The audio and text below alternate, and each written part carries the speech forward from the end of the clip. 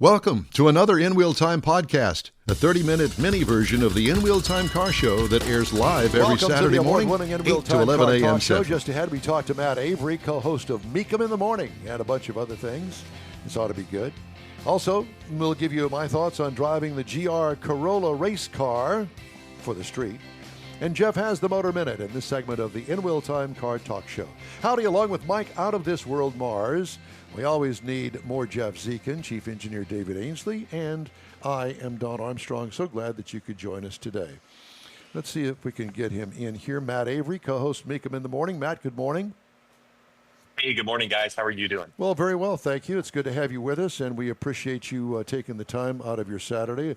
I assume that your weekdays are kind of like ours, where, you know, under the pressure, under the gun, and we're just kind of adding to it. They are busy, guys, but it's exciting to work around collector cars and trucks and motorcycles. So I will say many days, if not all of them, it doesn't feel like work, but it is a ride. Well, so. Yeah, and congratulations. Apparently a very successful person. You've been in the broadcasting field for quite some time, but your roots are really in automotive, right? Yeah, 100%. I've been a full-time automotive journalist and content creator for coming up on 20 years now. You're not old enough. I'm not old enough. There's a very special filter I'm using right now on this webcam that makes me look a lot younger. But I got my roots as a... We all need that, Wait, bud. let's get back to the filter. You perfect it. Send it down here for us. I will. It's proprietary, super secret technology. But before I went into content and entertainment and automotive storytelling, I did get my start through the high school VOTEC program, and then I worked for several years as a trained technician for Mercedes-Benz and BMW. So yeah, I definitely have a place in my heart for mechanics and just understanding how these vehicles run and go. That also gets me excited. Where did you get the passion from? I would say a lot of it. As a young kid, like most of us, would walk around with toy cars in my pockets and be distracted during school classes and different things like that. And just always wanted to be a part of automobiles, but I specifically, guys, wanted to be a part of exciting automobiles and car culture. And I've definitely found that with Mecum Auctions because we bring the excitement. Yeah, no doubt. Obviously, we've been connected with you guys for a number of years and big fans of Mecum Auction. And so how long have you been with Mecum now? So I've been on staff for just over 7 years now. Gotcha. And I assume that all of the things that you have done in the past really kind of got your foot in the door with Mecum. Yeah, 100%. It all has contributed to what I do on a daily basis with Mecum Auctions. After I left the dealership, I went to film school in Baltimore, got a film degree, and then I started working with Motor Week, the PBS or the PBS show with John Davis. John Davis. John Davis, yeah. I met him in Austin at an automotive event. Very nice guy. But my God, he's so stiff, man. Wow. Dude, lighten up. Take the jacket off. It's okay. Take the jacket. It's on brand. So, but I got my start with Motor Week, which was a great foundation to really bring in the formal repair technology training with the film storytelling technique. Motor Week was a great opportunity to bring that together. And then over my years, I've also worked with Cars.com as a executive producer, overseeing some of their content. I've written for all the major magazines, Hot Rod, all those, and even had my own column in the Chicago Daily Herald for 10 years writing about cars. So I've been around, been able to see a lot, and it really has contributed to the success that I have at Mecum. So here you are at this point in your life, living the high life, bud. Well, that's what I would say anyway. You could say that. No, it's I'm very thankful, very blessed. Really enjoy what we do at Mecum, and just really excited to be a part of it. Just to be one of the faces of the brand and to be out front, meeting our customers and telling the stories behind these great vehicles. It's very exciting. Well, I understand that you guys have got a great big auction coming up that I think that every car guy would be interested in. It's the Larry Klairmont's Museum. Tell us about that.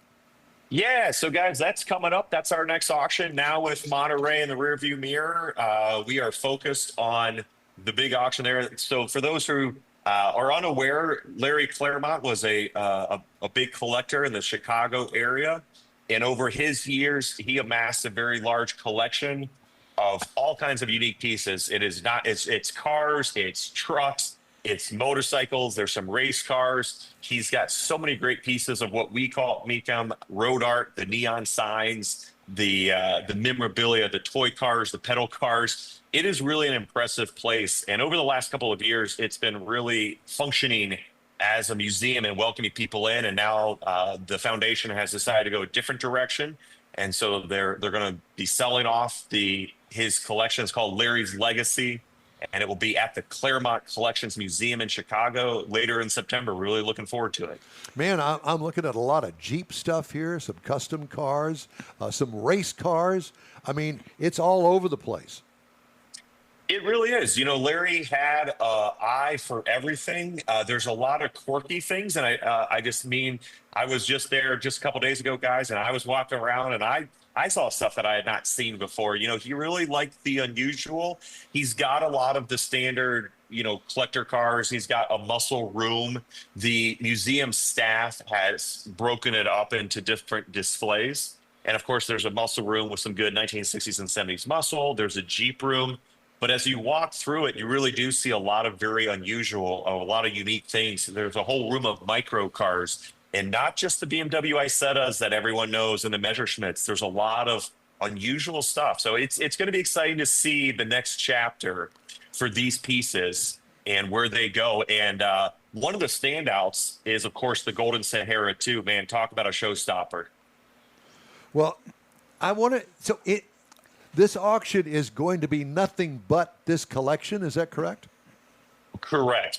So, yep. So this is a special addition to our lineup of auctions where this happens. This is not out of the ordinary. This is something that Mecum Auctions we're able to do is a collection of this size will come on site and hold a standalone auction in the course of our calendar. And so, so it's pretty neat, but it is all of the Larry's Legacy items that will be selling this weekend in September. It's got to be close to at least 1,000 items I'm looking at here, just in these photographs. Yeah. Absolutely. So our team has curated 275 of his vehicles and then 1,000 plus pieces of road art. Just because, again, I think that's an equal draw to a lot of collectors. Is going to be not just the wheeled vehicles, but again, his displays are just world class. The way that the museum put together, it's very impressive when you go in. And again, just because it's not just about having the vehicles, guys. The team there at the museum and the foundation really wanted to curate a special space in it through lighting, through the dioramas. And so for road art collectors, this is a must-attend event. So how does this differ from a regular, like a Houston Mecum auction? Yeah, it's a great question. So not a lot in terms of, obviously, our team has come in and is preparing the items for sale. Larry's Legacy has its own landing page on our website, of course.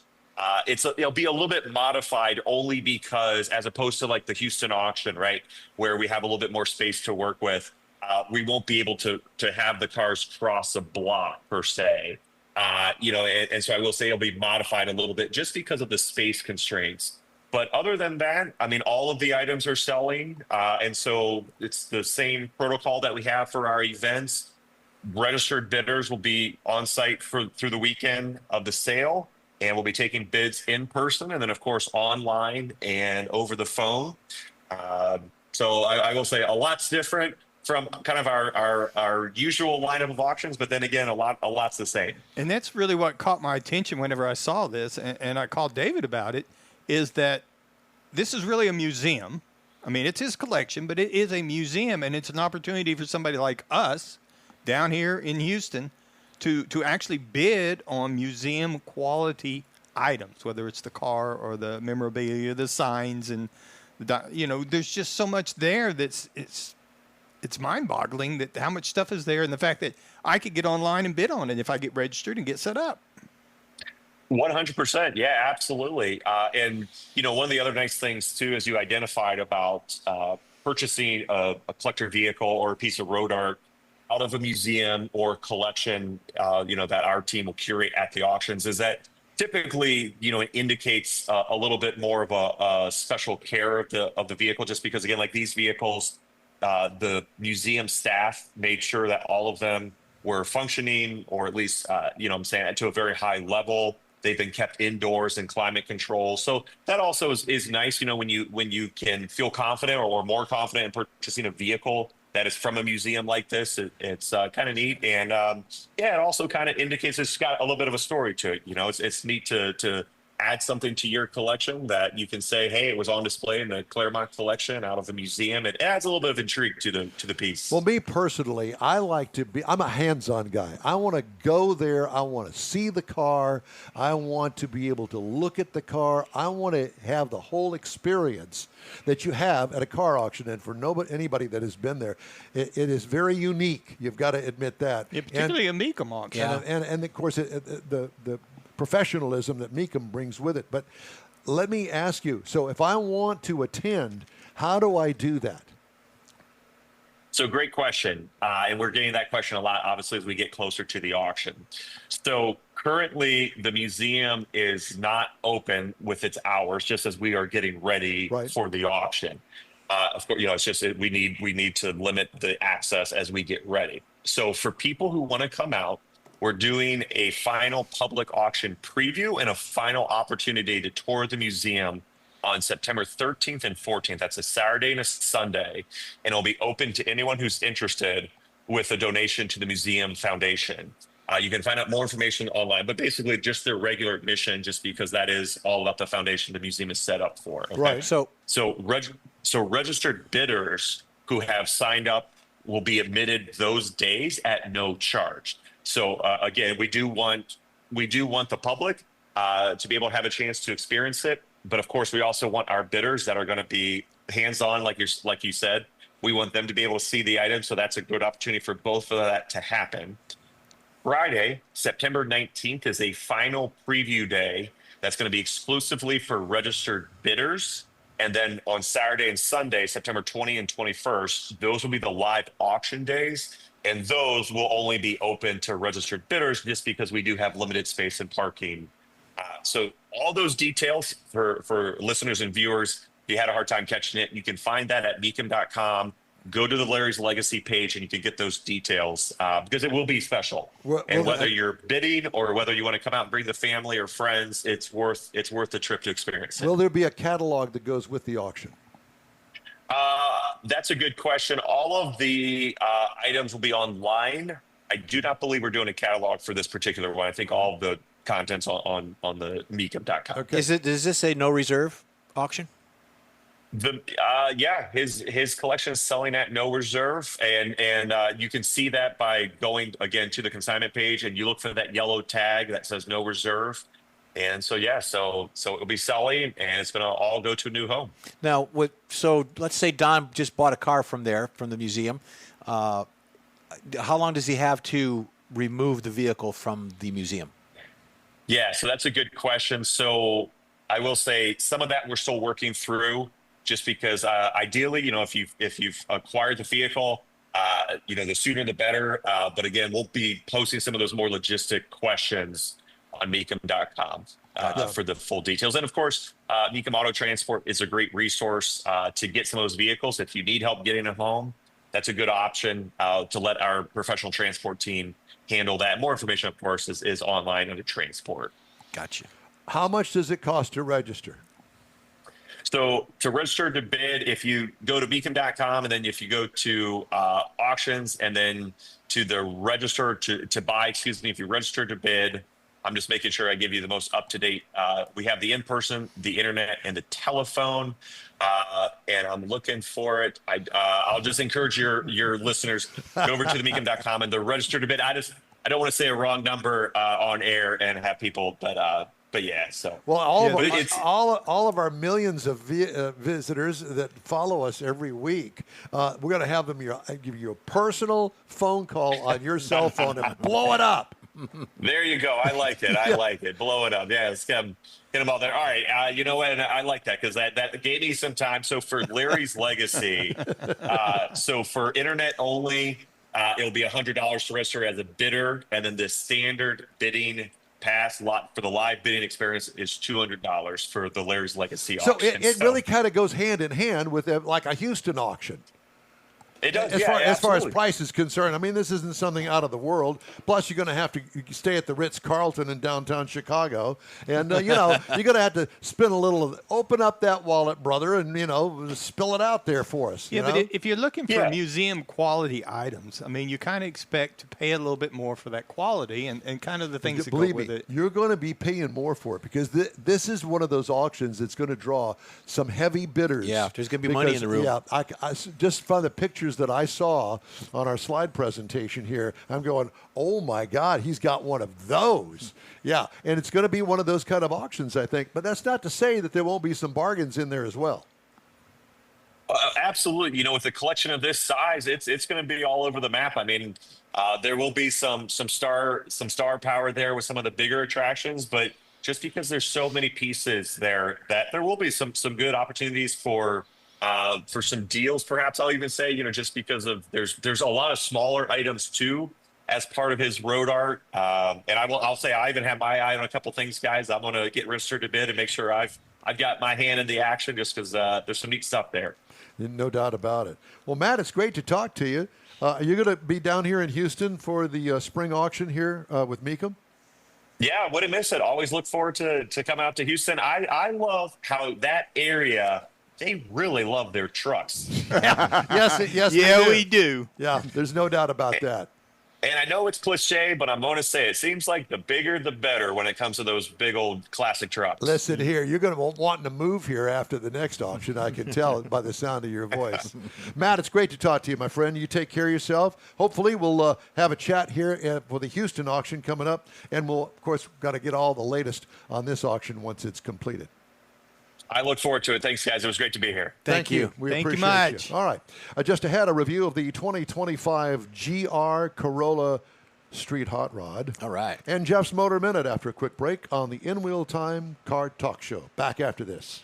The Tex-Mex dining experience is defined by Lupi Tortilla, your destination for Texas's best beef fajitas and frozen margaritas. Since 1983, Lupi Tortilla has served authentic and time-tested recipes made with the freshest ingredients. Atmosphere is part of the award-winning experience at Lupi Tortilla, all developed in a little house near Highway 6 and I-10 in West Houston. Visit any of the Lupi Tortillas and you'll see the same attention to detail in each and every location. Start your Lupi experience with queso flammeado and guacamole, along with a classic frozen margarita. Dine on famous Lupi beef and chicken fajitas, or pepper shrimp brochette, or a fish or vegetarian entree, and finish with a scrumptious flan for dessert. Find Lupi Tortilla in Houston, College Station, Beaumont, Austin, San Antonio, and Dallas-Fort Worth. There's a Texas location near you. The recipes are authentic and time-tested. The ingredients always fresh. Lupi Tortilla, he's pretty good. Apple or Android, In Wheel Time podcast can be found everywhere, on the stream and through downloads. Whether you're on the road or at home and jonesing for a different kind of car talk show, give In Wheel Time a try. Honest new car reviews, fun, informative interviews with real car people, weekly automotive news, features like Jeff's Car Culture and Mike's Driving Destinations, all on In Wheel Time. Check us out on SiriusXM Podcasts, iHeartRadio, or while you're shopping on Amazon, through Amazon Music. InWheelTime.com has a list, and we know you love lists. Jeff was just complaining about the picture that we have of him, and we just had a little conversation here during the commercial. We're going to do nudes. We're going to do nudes. You're not going to see a whole lot, maybe a little bit of a butt crack or something, but we're thinking the three of us laying down on the carpet. Bearskin rugs. On a bearskin, or you have bearskin? Both? I'll have to look. Oh, God. Just the thought of that, being in the same room with two other naked men. No, I'm good. Maybe somehow we can superimpose. You call that Tuesday. Oh, God. on a Tuesday. All right, time now for Jeff's Motor Minute. Oh, well, I was doing something else. Sorry. Yeah, you're dreaming now. Daydreaming. Well, have y'all have a Costco subscription or a Sam's? I got a Sam's. Yeah. Sam's, okay. Well, do you know that you can buy a car through Costco? Did Yes. you know that? Yes. Well, I knew something of that, but it We came had a out more. story about that a long time ago, but you weren't paying I attention. wasn't. You were sleeping. I was on a bearskin rug. That's it. But it's the third largest retailer on the planet behind Walmart and Amazon. Besides going in there and buying a $5 rotisserie chicken alongside of a gold ounce bar of gold, a 72-pound wheel of Parmesan cheese, or even an attractive funeral casket. You Really? can buy a casket there, yeah. So the way it works is you go in there and Self-serve. you can pre-register. You can make a selection of the dealers. They have to be selected by Costco to be a dealer. And in most cases, Costco will select a dealer where they've had previous Costco employees. So they're kind of filtering that down to a rewards thing for the employee. So you can do that. You sign up for it. They'll give you options on what you can do. It's a prearranged price. Once it's prearranged, then you go to the dealer and drive the car, meet the salespeople and all that. So it's a little bit different, but you can buy a car through Costco. Now, you can't get insurance through Costco, but you can't necessarily do that through the dealer also. But the dealer has no limit on pricing insurance for you or any of the options that you can buy in addition to it. So be careful. It's supposed to be convenient and a new way of buying a car, but Costco's doing it, evidently. Mars.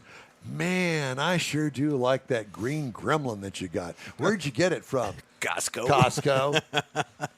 Yeah, I was. And I could see you driving a green gremlin. I could too with a big blower out of the hood. No. Tub it out. Yeah. If you Tub do it that, out. tub it yeah, out. Yeah, tub it out. God. Yeah. What were you going to say? I was going to say, I got a granddaughter that's looking car shopping again, and I've been going through Marketplace on Facebook, and there's some interesting cars on there. You ought to do a story about Oh, God. But be careful. Some of them take you to places you don't want your granddaughter to go. So this is a marketplace? Yeah, Facebook Oh, Marketplace. Facebook Market. Okay. Yeah.